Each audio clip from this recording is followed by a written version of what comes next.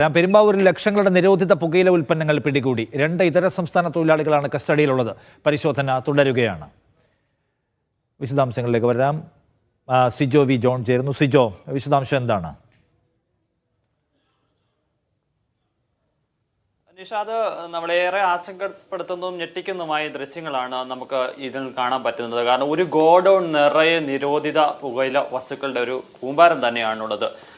Special ബ്രാഞ്ചിനും അതോടൊപ്പം തന്നെ പെരുമ്പാവൂർ പോലീസിനും ലഭിച്ച രഹസ്യ വിവരത്തിന്റെ അടിസ്ഥാനത്തിലാണ് ഈ കേന്ദ്രത്തിലെത്തുന്നത്. അപ്പോഴാണ് ഇങ്ങനെ അട്ടിയിട്ട നിലയിൽ നമ്മൾ ഈ ഗോഡൌണിലൊക്കെ വാരി ഗോഡൌണിലൊക്കെ കാണാൻ പറ്റുമല്ലോ, ചാക്കുകളിൽ അടുക്കി വെച്ചിരിക്കുന്നത്. അതേപോലെ അത്രയും ലഹരി വസ്തുക്കളാണ് കൂട്ടിയിട്ടിരിക്കുന്നത്. ഇതുമായി ബന്ധപ്പെട്ട ഒരാളെ പോലീസ് ഇപ്പോൾ കസ്റ്റഡി എടുത്തിട്ടുണ്ട്. എടപ്പാൾ സ്വദേശിയാണ് കമറുദ്ദീൻ. ഈ കമറുദ്ദീനാണ് ഈ ഗോഡൌൺ വാടകയ്ക്ക് കൊടുത്തിരുന്നത്. ഇതോടൊപ്പം തന്നെ 2 ഇതര സംസ്ഥാന തൊഴിലാളികളുമുണ്ട്.